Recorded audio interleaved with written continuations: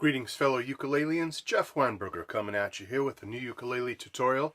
I'd like to talk about scales today a little bit. In my own practicing and in my teaching, I do emphasize having a routine to practice scales with. I know that just to say, oh, go practice your scales, that's kind of vague. That doesn't really hone in on how to practice scales and what exactly a good practice routine would mean. So I want to talk about that today. I feel it's very important to practice scales, and I think most music teachers would concur, and most serious students of music and performers would also agree that it really helps you in so many ways. One of the most fundamental ways, besides just getting technical facility on your instrument, just learning to get around your instrument and play the notes clearly and well, and get your fingers moving in a nice efficient way, is simply our melodies in Western music mostly are derived from scales. That first little thing I played there, that was Johann Sebastian Bach. He had these two-part inventions for keyboard at the time when he was writing them. They didn't actually have piano, but they had clavichord, something called the clavichord and the harpsichord. And so he was writing these two-part inventions, and that was two-part invention number 4 in D minor. That was the melody part. There's another part to it, the left-hand part, the counterpoint, but we'll talk about counterpoint at some time. But really what I wanted to emphasize with playing that little excerpt from Bach, that was just the first couple of bars, was how beautiful melodies that are derived from scales are. You can hear scales in everything from Bach to the Beatles, to Britney Spears, to Justin Timberlake, to Willie Nelson, you name it, any genre of music. That is Western music. I'm not talking about music from India or maybe music from Singapore. They have other systems that they use that aren't exactly scales, or some Middle Eastern countries like Iran and Turkey have their own kind of system of what they don't call them scales. They have other names for them. But just talking about the music that we're familiar with here in the Western Hemisphere, our melodies are derived from scales. Here's a really quick example, not Bach, but let's see if you recognize this.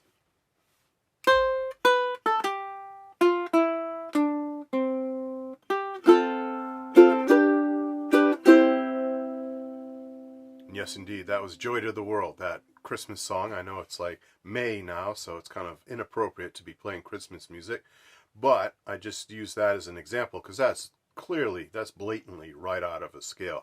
That's right out of the C major scale.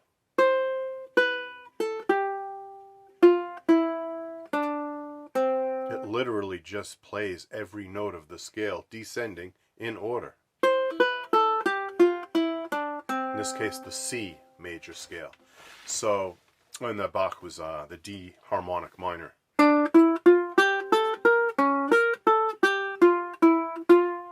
D harmonic minor scale. So there's lots of scales out there in the world, and we can learn them, but today I'd like to really hone in on the C major scale.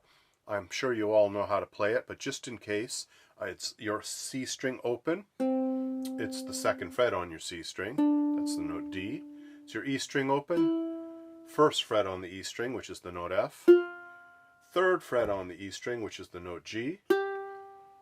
You have your A string open, which is obviously A. And then B is the 2nd fret of your A string. And finally, C is the 3rd fret of your A string. C, D, E, F, G, A, B, C. Scale number 1, 2, 3, 4, 5, 6, 7, 8. For those of you keeping track at home there.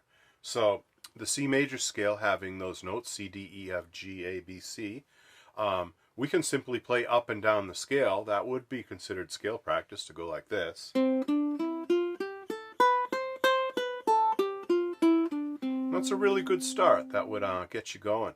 But it's really important to have a routine. It's really important to work out with these scales and gain some technical proficiency with them. And I find one of the ways is to do different rhythms. So you could start with quarter notes, that type of note that lasts for one beat. You play one note for every tap of the foot. 1, 2, 3, 4. 1, 2, 3, 4. 1, 2, 3, 4. 1, 2, 3, 4. And what better way to do it with a steady beat and in time but to put on a metronome. I was just tapping my foot in lieu of having a metronome, but if you're not sure about your sense of rhythm, your sense of time, and you really want to improve, I highly recommend you practice stuff like this with a metronome. And then you could, if you felt like quarter notes were too slow and too easy, you could gradually ramp up to eighth notes, and that's 2 for every tap. 1 and 2 and 3 and 4 and 1 and 2 and 3 and 4 and 1 and 2 and 3 and 4 and 1 and 2 and 3 and 4 and 1, and you can do an endless loop like that. Which, you know, if you sustain that for 2 minutes or 3 minutes or something like that, that's a nice workout. That really improves your technique 100%, even just with a simple C major scale. And then there's lots of other rhythms. Of course, there's triplets, 1 and 2 and 3 and 4 and 1 and 2 and 3 and 4 and 1 and 2 and 3 and 4 and 1 and 2 and 3 and 4 and 1 and 2 and 3 and 4 and 1 and 2 and...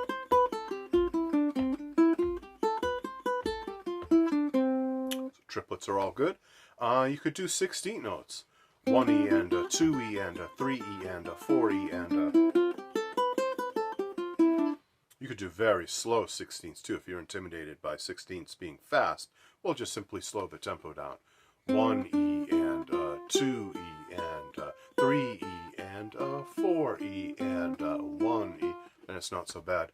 You're probably noticing I'm using my index and middle fingers to pluck these, and I have my thumb resting on the G string. This is kind of derived from classical and flamenco guitar technique, but you don't have to necessarily use what is called alternate picking, alternating between your index and middle. You could use your thumb for all of this. You can just simply pluck every note down with your thumb,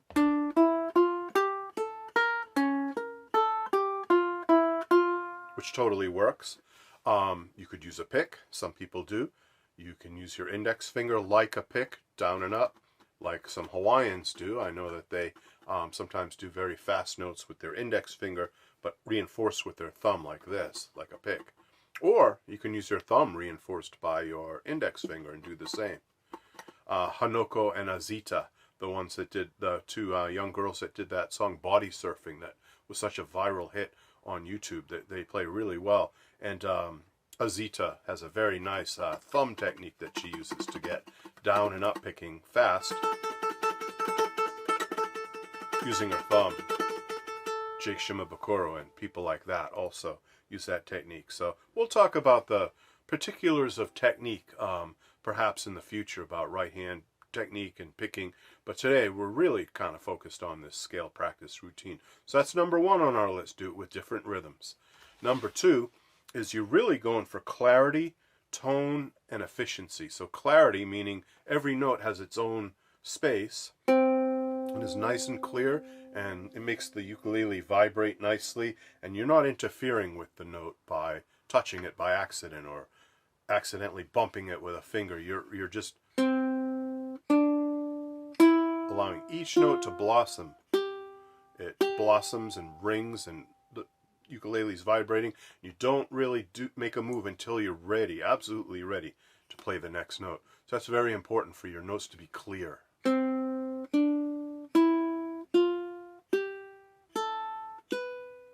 Sometimes you can get these little artifacts, your finger lifting up off of a string from the fret you're pressing down on, and it can accidentally...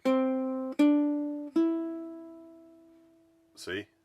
That C string was ringing. I touched it. You might not have heard that. The microphone might not have been sensitive enough to pick that up, but I could hear it. I could hear when I left my C string,